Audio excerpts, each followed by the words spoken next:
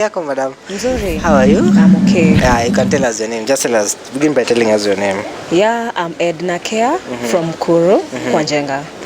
So Mukuru kwa Jenga. Yeah. Wow, that's nice, Manzes. Can you tell us what do you do in Mukuru kwa Jenga, your day-to-day life? Okay, I'm a community mobilizer. I'm a community champion. Nice. I do the documentaries. Nice. So you are very quite familiar with the issues that are happening in Mukuru.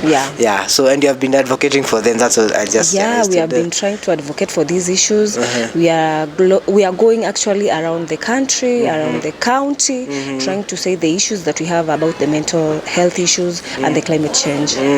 So you are one of these particular community members who have seen the effects and the rampages of climate in this particular area, and most likely even how it affects the mental health of the people here in Mukuru kwa Jenga. Can you start by telling us how does climate and mental health affect the people of Mukuru kwa Jenga and Mukuru zote in general? Okay, when we are talking about climate change, it is something that is globally, and everywhere is fighting for the climate change justice. So in our own community in Mukuru, it is affecting us at a rapid high, issues. So you find that in our communities, the mental health issues has been, we advocate for it in different aspects ways. So you find like in in the two last weeks we were here trying to teach people about the mental health issues. They have been affected actually. So you find that even in Mukuru, like things like floods, we have rapid rains. The rains causes a lot of floods, and the floods, you find that everyone is vacating. We have people being displaced around. So you find that people are just suffering. So you find that even the schools are not open. So it's affecting people largely. Even talk about the structures, manyumba ziko Mukuru yani mingi ni za mabati, you know, and maybe mostly zingine ziko karibu na macho, and you find a lot of dirt. Can you just paint us over a picture of the drainages actually, and how it affects inafikaga yani inafika, like, you know, to that maximum? Just paint over a picture of somebody who has not been in Mukuru, has not maybe seen the situation for themselves. Okay, like in Mukuru, you find that so many people have not come to Mukuru, and some have come to see what is happening.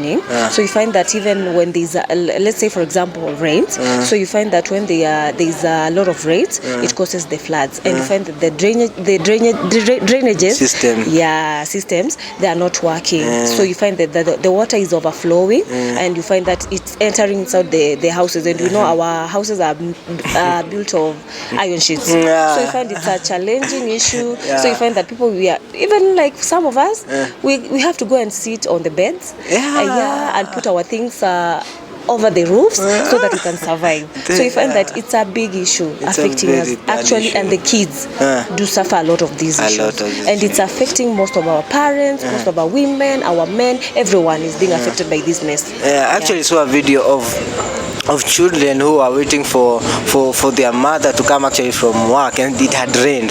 So vile maji imejaa everywhere, they can't do anything. So unapata tu wameweka tu mabuckets, or they have just put some things, they are just floating on water waiting for the next issues. Now with easy drainages, sometimes unapata mpaka mafi ziko tu huko.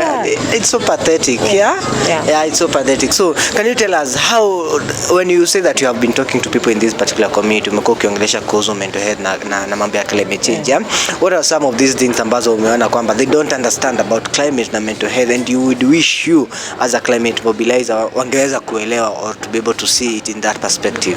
Okay, as for me, in our community, you know, people take it as just natural things. Like the rains, when there's sun, there's a lot of sun. So people, they don't understand that there's climate change.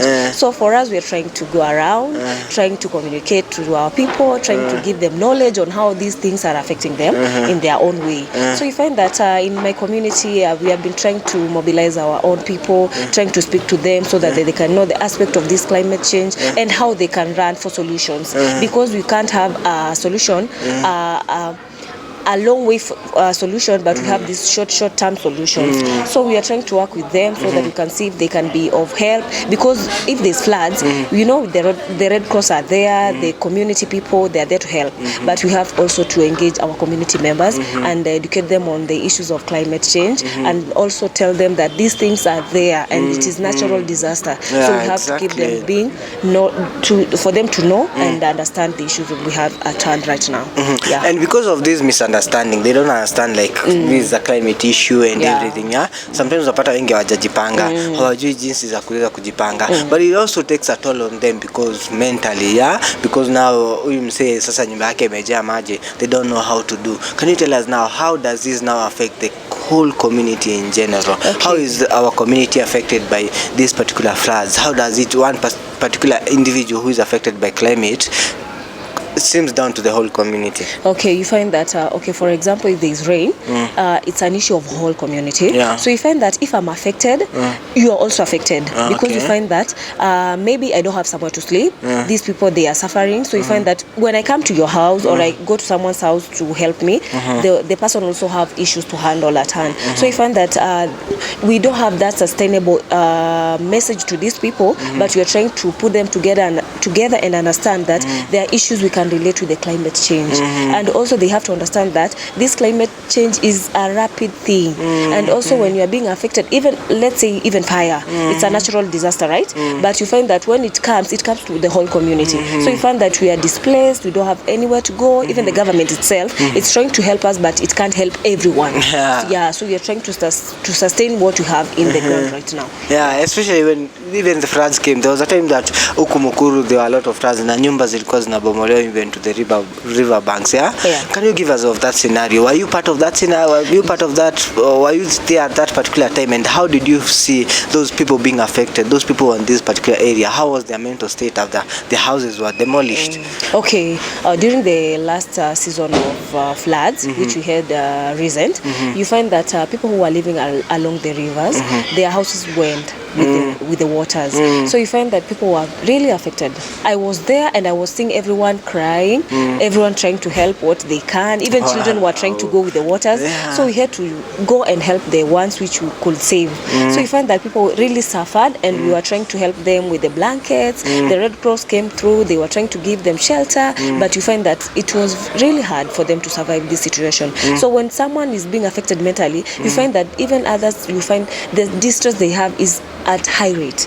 So others, even they were saying that they want to die, they don't want to live because they don't have anywhere to live, anywhere to put their shelter. So you find that it was a really hard situation, and you find that you can't take all the people in the community to your home place to give them a shelter. So you find that they were sleeping outside. It was just like being a refugee in your own country. You understand, in your own community. So you find that you can't. We were trying to give them where we can assist. Actually, because we could not assist everyone in the community. So a lot of them were, maybe they are not in a very good financial situation. That's why even you find like wengi wanaishi hapo kwa the river banks, and those houses are very, very, very, very, very, very, very cheap. That's why those people live there. And this, of course, is not the very first time, because rain has been there. What made this situation different, and why did it make it more impactful na watu wengi walikuwa so into it? You find that people who are living along the rivers, it's not true according to their wish. It's because they don't have the privilege to live to another area. So they live along the rivers, they squeeze the river itself. So you find that when there's rain, the river has to look for its way. So it find them unknowingly. So you find that people, they are rushing, they are trying to find where they can go. So we were trying to see with the government if there was a solution to this, though it's not by demolishing their houses. You know, these people, they have been suffering. So when you add some issues to their mind, you are binding their mind with a lot of issues. So we were trying to suggest that these people, they are human beings, and you find that when you have stress, when you are you're not in a good stable condition, you cannot relate to your issues with your kids. So you find these people, they were trying to vacate, they were in a mess. So people, they were just trying to come through. You find that people, even the kids are crying, their parents are nowhere to be seen, because everyone was at a rush. So what I can suggest that, okay, for us who are living along the riverside, or people who are living in this community at large, we have so many issues and so many things to handle. So we should just go around, mobilize our own people, talk to them, teach them about these community thing. These climate change issue is at large, and it's a broad thing. So even in every country, they are facing their own issues. So when we relate to our own countries in Africa, it's a bit different. So you have to work together and bring a positive impact to our communities. So when you told me that earlier on, you have been trying to engage the people, members of the community, about these particular issues and tend to come up with the solutions. We have talked about some of the problems that we are facing and people are facing here in Mukuru because of climate and mental health. What were some of the solutions that maybe you have come up with, or some of the solutions that have been suggested, and what will be the challenges of implementing some of these particular solutions? Okay, the solutions we are having of recent, like in our community in Koro, some of the houses, they were built at a low level. So people have been trying to lift the floors, using the blocks and the bricks. So you find that at least it's bringing a good solution to the people, because when there's water, it won't come to your house. It will be at a low level, and you will be able to go out and come inside your house without being carried away with waters, or being or stepping in those waters. Even these waters, they bring the outbreak of cholera, the typhoid. So it only adds up to this. It's a big issue. So we are trying to bring solutions, though it's not a long-term solution, but it's a short-term solution, as we wait for other people to come through, like the government agencies, like the NGOs, to come and support this thing, and we know that it will work. What are some of the challenges when it comes to solving some of these particular solutions, or trying to find solutions for these particular peoples of members of the community? The challenges we are facing, they are rapid, they are more, but I'll talk some of them at a few.